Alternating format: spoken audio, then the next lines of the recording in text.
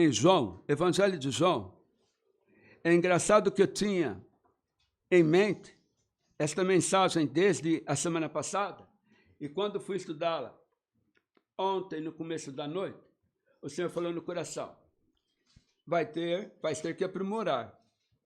Falei, tá bem. Aí comecei. E com a carta de oração que eu queria enviar para alguns pastores que eu estava, igrejas de devedor, eu fui a madrugada inteira, porque o Google de vez em quando prega umas partidas na gente. Não deixo o serviço evoluir. E eu sou do tipo o seguinte, quando eu começo um serviço, eu não quero parar. Custe o que custar, eu quero ir até a última consequência. João 16, versículo 5 a 16. Vamos ficar em pé, se faz favor, para a leitura deste versículo. No final, eu estou com medo aqui de bloquear, se eu fosse transferir o esboço completo. Então, quando eu terminar de pregar, eu posso até transferir o esboço completo. Porque eu tentei transferir para o meu e-mail, ele travou. Então, João 16, 5 a 16. E agora vou para aquele que me enviou, e nenhum de vós me pergunta, para onde vais? Antes, porque isto vos tenho dito, o vosso coração se encheu de tristeza. Todavia, digo-vos a verdade, que vos convém que eu vá, porque se eu não for, o Consolador não virá a vós. Mas quando eu for, vô-lo enviarei. E quando ele vier, convencerá o mundo do pecado e da justiça e do juízo. Do pecado, porque não creem em mim. Da justiça, porque vou para meu Pai e não me vereis mais. E do juízo, porque já o príncipe deste mundo está julgado. Ainda tenho muito que vos dizer, mas vós não podeis suportar agora. Mas quando vier aquele Espírito de verdade, ele vos guiará em toda a verdade, porque não falará de si mesmo, mas dirá tudo o que tiver ouvido e vos anunciará o que há de vir. Ele me glorificará, porque há de receber do que é meu, e vou-lo há de anunciar. Tudo quanto o Pai tem é meu. Por isso vos disse que há de receber do que é meu, e vou-lo há de anunciar. Um pouco, e não me vereis. E outra vez um pouco, e ver-me-eis, porquanto vou para o Pai. Com base nesse texto que acabamos de ler, a mensagem nesta tarde, princípio de noite, é esta. O virologista eficaz. O virologista eficaz. Oremos mais uma vez, Pai, ao Senhor. Peço-te perdão de todo qualquer erro, qualquer falha minha deste dia que podia impedir o Senhor ouvir as minhas orações e atuar pela ação do Espírito Santo. Capacita-me como instrumento nas tuas mãos para que a palavra seja entregue como tu queres e que faça produzir efeitos, resultados concretos no coração de cada ouvinte. No bendito nome de Jesus oramos. Amém. Podemos assentar. O que eu estou a falar é do especialista eficaz para o mal do século nas igrejas. Qual será o mal do século nas igrejas? Na medicina, lidamos com algo que pode paralisar o mundo, algo chamado vírus. E assim aconteceu no ano de 2020. O que é o vírus? Na minha ótica, nem fui ao dicionário, um agente infeccioso invisível a olho nu. Por exemplo, o Covid-19. Para ficar em inglês um bocadinho, coronavirus disease. Significa doença por coronavírus. Polêmico, deu pano para a teoria da conspiração, deu confusão, tomaram ou não tomaram vacina. Inicialmente era uma epidemia. O que é epidemia? Quando o número de pessoas doentes ou infectadas restringe-se a uma comunidade, região ou um país. Inicialmente era isso, China. Depois passou a ser uma pandemia. O que é uma pandemia? Quando o número de pessoas doentes ou infectadas atinge mais do que 2 continentes. Eu, por exemplo, eu tive esta enfermidade 2 vezes. E a segunda vez foi pior que a primeira. Eu já tinha tomado vacina. A cada pessoa nesta tarde, o pastor vai fazer a gentileza de dar 2 folhas de papel toalha. E se alguém quiser ajudar o pastor, um diácono, filho dele, vai dar uma pedra de gelo para cada pessoa. Tá calor, não tá? Vai ajudar bem a refrescar agora, tá? Uma pedra de gelo para cada pessoa. Só não vai ficar com a pedra de gelo que tem algum problema crônico.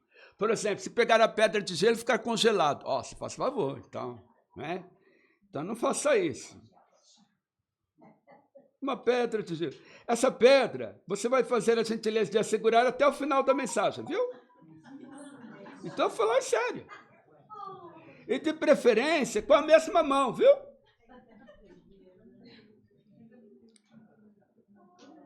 Ao celebrar mais um aniversário, em que tempo estamos a viver?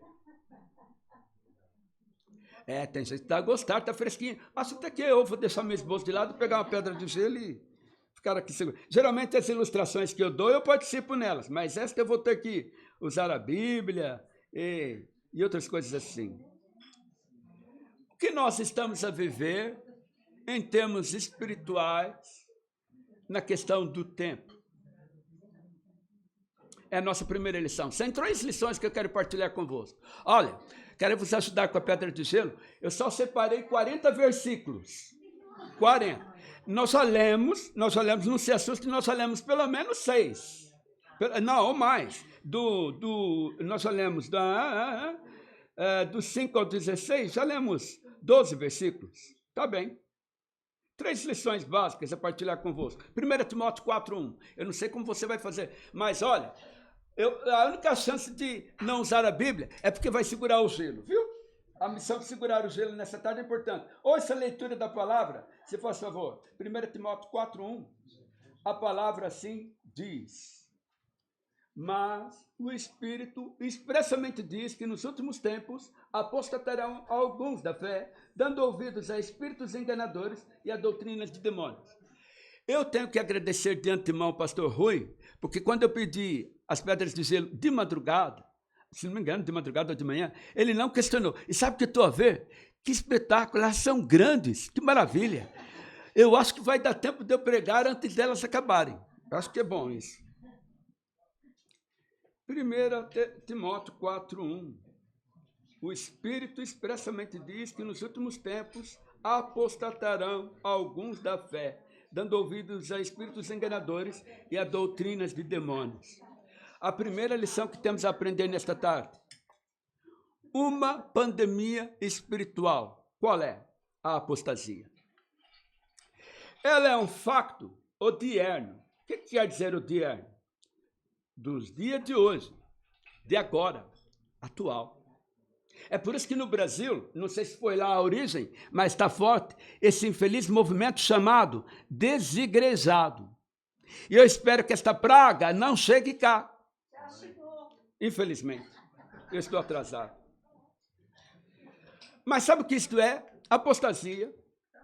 Agora, até o dicionário secular define para nós o que é apostasia. O dicionário, por exemplo, da editora Porto, e nós tivemos a oportunidade de passar em frente, pelo menos um sítio que dizia editora Porto, diz lá, apostasia é abandono de crença, afastamento da fé. Agora, o vocabulário de Scofield, ele diz que apostasia é voltar atrás, é recair. Para diagnosticar corretamente esta pandemia espiritual, é preciso verificar os sintomas e até seus efeitos colaterais. Então, a primeira lição é só aprender. Opa, se tudo correr bem, você vai aguentar segurar o gelo. Pandemia espiritual, apostasia, afastamento da fé, recaída. E geralmente começa com, e nós vamos ver agora, sintomas e efeitos colaterais pandêmicos.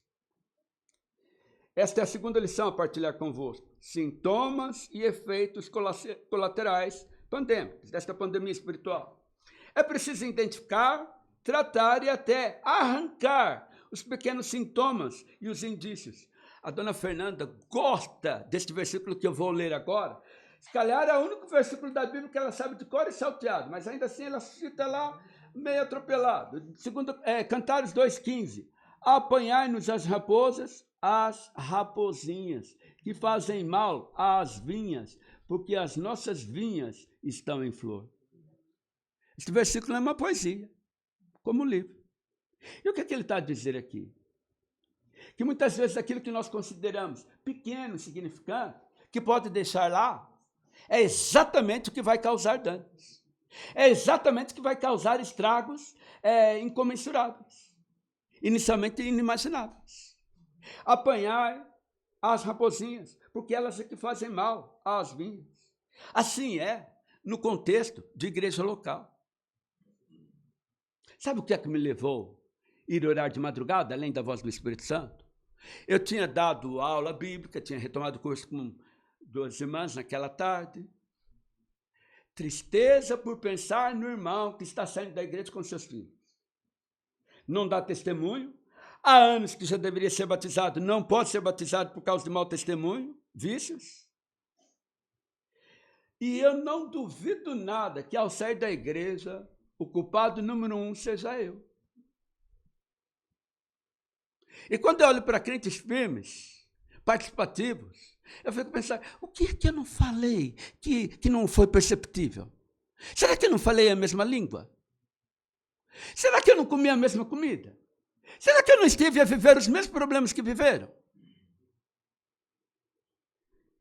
Mas é o que eu estava a falar na praça, em plena madrugada, no parque. Senhor, se alguém se afasta, eu sou o pastor que vai responder pelo rebanho. Eu sou culpado, eu tenho alguma culpa. Pode vir quem quiser vir dizer, não, fizeste isso, fizeste aquilo. Não me enche o coração, eu tenho alguma culpa. E Deus, para mim, acudir, pôs-me em contato com aquele judeu, em plena madrugada. É preciso identificar, tratar e até arrancar os pequenos sintomas e os indícios. Geralmente, o esfriamento espiritual, é isso aí que você está sentindo, ó. Não é esfriamento da carne, não, é esfriamento espiritual aí na tua mão. Segura aí firme para ver só uma coisa. Geralmente, o esfriamento espiritual provoca apostasia. 1 Timóteo 6, 9 a 10. 1 Timóteo 6, versículos 9 a 10. O esfriamento espiritual provoca, induz, leva, conduz à apostasia. Mas os que querem ser ricos caem em tentação, e em laço, e em muitas concupiscências loucas e nocivas, que submergem os homens na perdição e ruína, porque o amor ao dinheiro é a raiz de toda espécie de males, e nessa cobiça alguns se desviaram da fé e se traspassaram a si mesmos com muitas dores. Secularismo, vida profissional, vida material, tudo é importante. Olha, para aquela pessoa em questão, levar filhos à escola, levar filhos ao desporto, levar filhos para a festa de anos, tudo. Perder cultos é que não é importante, porque perde com maior facilidade. Passa cultos domingos e mais domingos sem ir à igreja. Eu fico pensando, como é que uma pessoa dessa pode dizer, por acaso, Mateus 6, eu estou a buscar primeiro o reino de Deus? Como é que vai poder dizer isso? E sabe que eu dou graças a Deus por viver nessa terra, eu dou graças a Deus por ser naturalizado português, eu sou brasileiro de nascença e português por opção, eu sou luso-brasileiro, ou braso-português, o raio que quiseres, fica tranquilo, eu também sei comer sardinha, eu vim para comer francesinha, tripa do Porto, deixa a dona Fernanda comer que nem ela deu conta, então, tá bom? Mas, é preciso perceber que não é só para brasileiro que a Bíblia foi escrita. E os filhos da terra precisam perceber que o reino de Deus tem a primazia.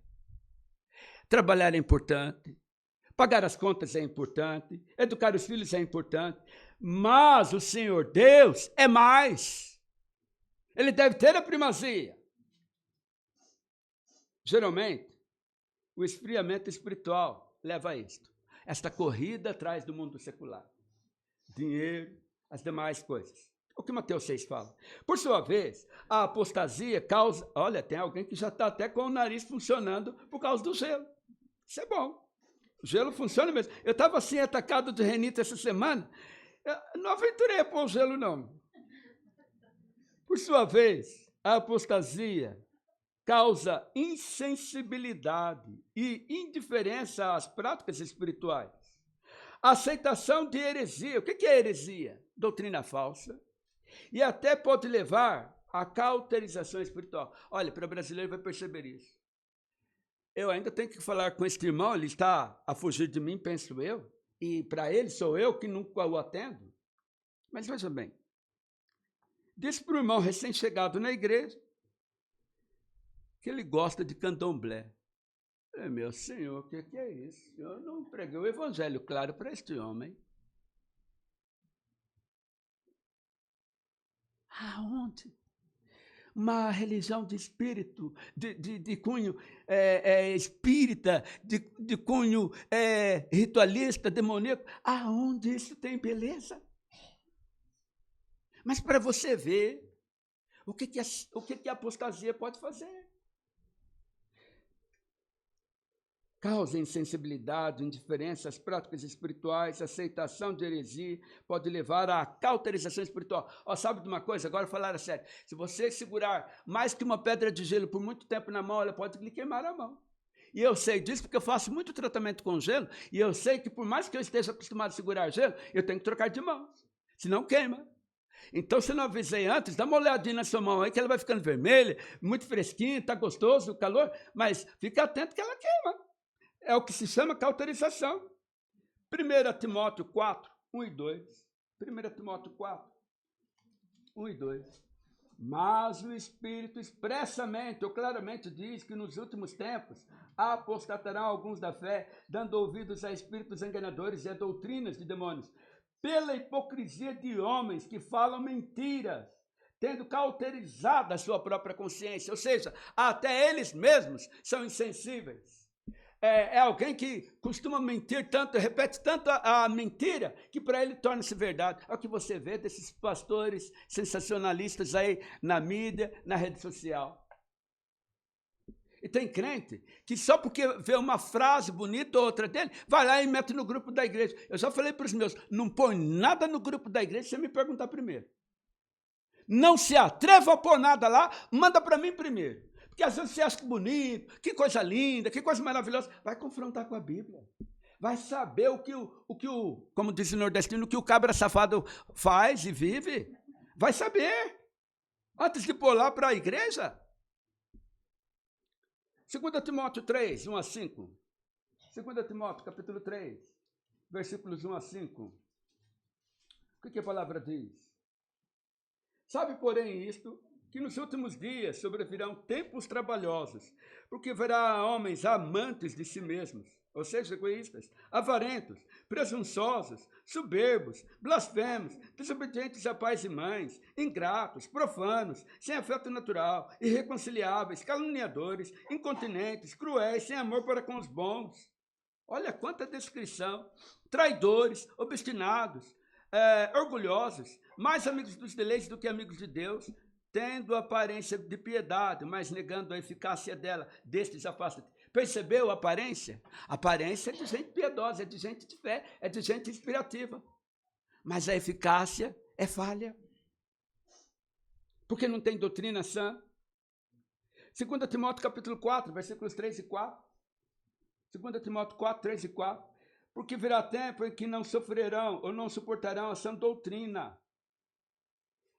Reparou que não fala santa? A doutrina, essencialmente, é santa, é separada. Mas aqui fala sã, porque se é sã, é para combater o que é doente, é para combater o que é virose, o que é virático. Então, porque virá tempo em que não suportarão a sã doutrina, mas tendo comichão nos ouvidos, amontoarão para si doutores conforme suas próprias concupiscências e desviarão os ouvidos da verdade, voltando às fábulas. Ainda, nos versículos 10 e 14 desse mesmo texto, Paulo citou até nome de pessoas que trabalhavam com ele e que se deixaram levar por esta onda. Versículo 10, 2 Timóteo 4,10, porque Demas me desamparou, amando o presente século, e foi para Tessalônica, Crescente para a Galácia, Tito para a Dalmácia. Versículo 14, Alexandre, o latoeiro, causou-me muitos males, o Senhor lhe pague, segundo as suas obras. Ah, se eu começasse a citar nomes de irmãos aqui que me causaram danos a mim ou à obra, eu seria apedrejado. Eu nem sei se voltava vivo para Torres Vedras.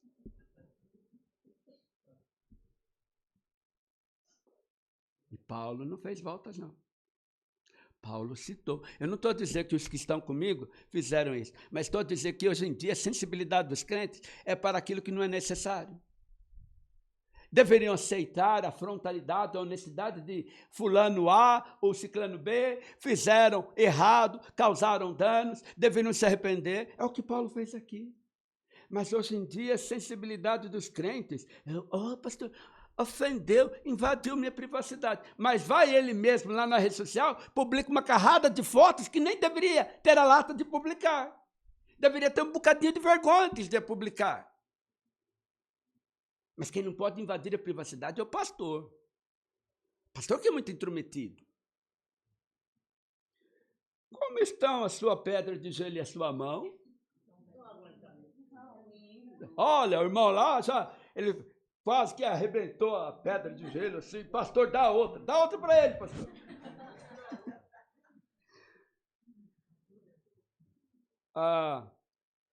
Para combater e tratar tal pandemia, é preciso seguir as orientações do virologista. Quem é o virologista? O texto de João já nos mostrou. O Espírito Santo. Então, terceira e última lição desta noite. O protocolo contra a pandemia espiritual. Nós já vimos, em primeiro lugar, uma pandemia espiritual, a apostasia, em curso nas igrejas pelo mundo afora. Nós já vimos sintomas e efeitos colaterais pandêmicos. Sabe que eu estou a ser superficial, não é? Embora a dar 40 versículos, estou a ser superficial. Agora, terceira e última lição. O protocolo contra a pandemia espiritual. Ocupação e uso dos recursos espirituais fornecidos pelo virologista, o Espírito Santo. É. Nós aprendemos desde a infância que crente que não trabalha, dá trabalho. Como dá?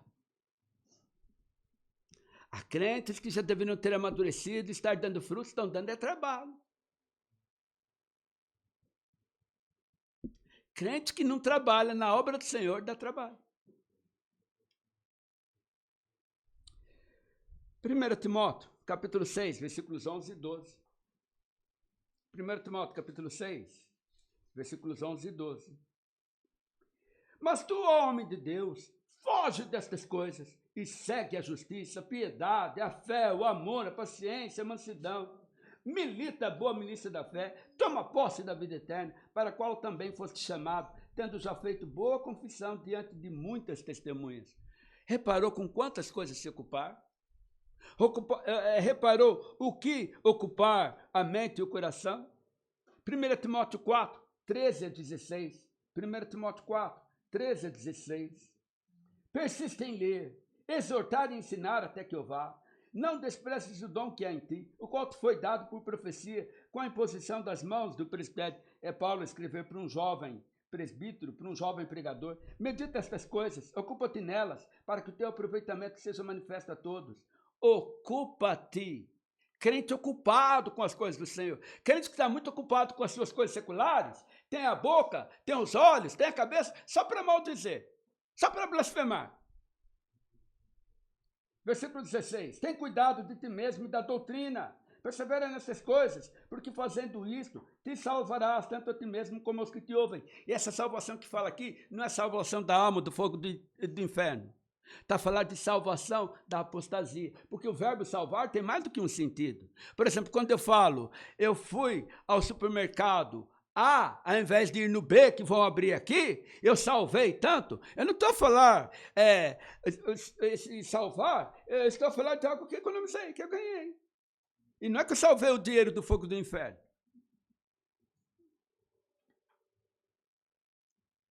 Dois Timóteo, perdão, capítulo 4, versículos 1, 2 e 5. 2 Timóteo. Repararam que nós estamos bastante em Timóteo, não é? Graças a Deus que Paulo deu muitas instruções ao jovem, porque ele tinha instruções da mãe e da avó, mas tudo indica que do pai não, porque o pai não era crente. 2 Timóteo 4, 1, 2 e 5. Conjuro-te, ou imploro-te, pois diante de Deus e do Senhor Jesus Cristo, que há de julgar os vivos e os mortos na sua vinda e no seu reino, que pregues a palavra, instes a tempo e fora de tempo, redarguas, repreendas, exortes com toda longanimidade e doutrina. Versículo 5. Mas tu, sê sóbrio em tudo, sofre as aflições, faça a obra de um evangelista, cumpre o teu ministério. Crente ocupado com as coisas do Senhor. Olha, parece simples, mas eu gostei de ver aqui as senhoras, os jovens, declamando letras de cânticos que nós estamos habituados a cantar. Muito obrigado. Não destrua o púlpito não, pastor. Isso, tá bom. Eu gostei. São letras, são poesias belas que Deus usou nos idos passados para muita gente se converter a Cristo. O Espírito Santo é, como eu tenho dito sempre, é o virologista eficaz. Sabe, na época da pandemia, havia uns dois, mas principalmente um, eu não vou arriscar falar o nome dele agora, porque eu vou falar, mas que eu gostava de ouvir as explicações dele na televisão, porque me parecia uma pessoa sensata, comedida, não excessivamente entusiasmada com as iniciativas da ciência, mas também não era da teoria da conspiração. Na obra de Deus, nós precisamos disso. Pessoas comedidas, pessoas sensatas, pessoas que têm consciência do chão que está a pisar. Prestar atenção nas palavras do pastor Thomas, que eu li agora há pouco, sobre passo a passo para ganhar um judeu. Ele é um missionário trabalhando com judeus. Ele é um missionário que lida há anos com os judeus. E viram ele falar em chorar, orar e chorar até mesmo por ano. O pai da dona Cristina não era convertido, ela orava desde os 9 anos de idade. Foram 40 anos para ele vir se converter, mas se converteu 2 anos antes dele morrer. Eu espero que você que me está a ouvir, não pense também, preciso esperar 40 anos para me converter. Não, vai perder seu tempo. Tenho dito sempre que o Espírito Santo é o virologista eficaz, porque não só identifica o vírus, como também propicia o antiviral. 1 Timóteo 4,1, de novo. 1 Timóteo 4,1. Mas o Espírito expressamente diz que nos últimos tempos apostatarão alguns da fé, dando ouvidos a espíritos enganadores e a doutrinas de demônios. Eu já disse à minha igreja domingo passado, se eu fosse um pastor interessado no meu bolso, era só falar o que agradava, o que dava dinheiro, e deixa, como diz o brasileiro, deixa a batata assar. Deixa o circo pegar fogo. Querem o mundinho invadindo a igreja? Força! Querem dançar? Força! Querem o liberalismo para vícios e tudo? Força! Desde que o meu bolsinho esteja bem. Mas isso não seria um trabalho missionário, seria mercenário. E eu não fui chamado para ser mercenário. Eu fui chamado para ser um missionário. Zacarias, obrigado pelo seu amém. É melhor que as palmas que alguém estava preocupado. Zacarias 4:6. Zacarias capítulo 4, versículo 6. Zacarias capítulo 4, versículo 6. E respondeu-me dizendo, esta é a palavra do Senhor a Zorobabel, dizendo, não por força, nem por violência, mas sim pelo meu espírito, diz o Senhor dos Exércitos. Ele é o virologista. E por último, João 16, 8 a 13. Olha, eu estou contente, eu pensei que ia passar de 1 hora de pregação. Tá bem, quem veio comigo vai voltar acordado então. João 16, 8 a 13. E quando ele vier, Espírito Santo, convencerá o mundo do pecado, da justiça e do juízo. Versículo 13.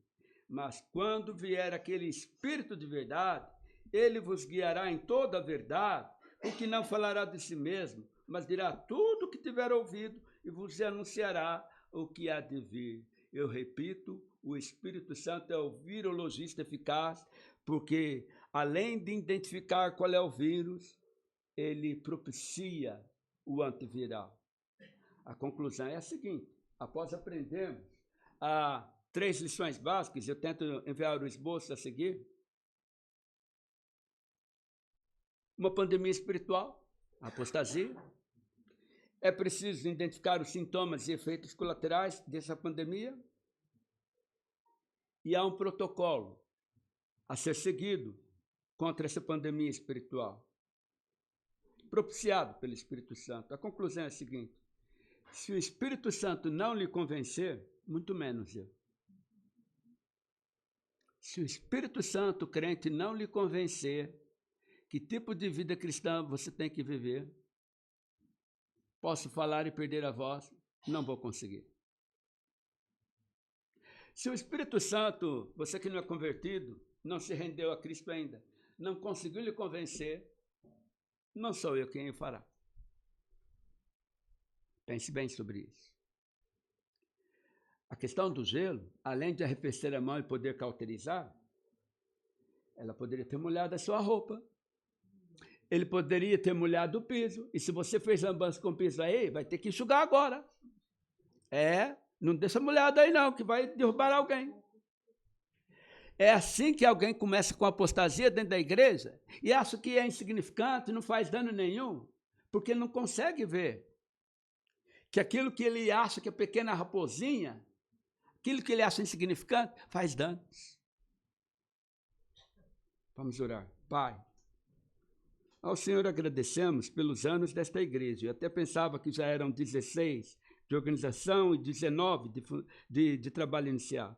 De qualquer das maneiras, por 13 anos de organização jurídica, por 16 anos de pregação do Evangelho, louvado seja o Senhor. Pela persistência do pastor, pelo apoio da sua família. Provavelmente passaram por altos e baixos, mas é muito agradável, como alguém já falou aqui nesta noite, ver a igreja cheia. É agradável saber que pastores aqui por perto estão se juntar, estão a se animar mutuamente e estão procurando envolver os seus irmãos. É bom saber disso. Acabamos de ver na palavra os crentes que não se ocupam das coisas espirituais dão trabalho, porque se envolvem com as coisas carnais, mundanas, e além de danificar, de deteriorar o próprio testemunho, ainda prejudicam a igreja local. E, ao fim e ao cabo, ainda o pastor acaba ganhando algum prêmio de ser ocupado. Senhor meu, pela ação bendita do Espírito Santo, ajuda os irmãos na fé a reconhecerem que precisam se acertar com o Senhor.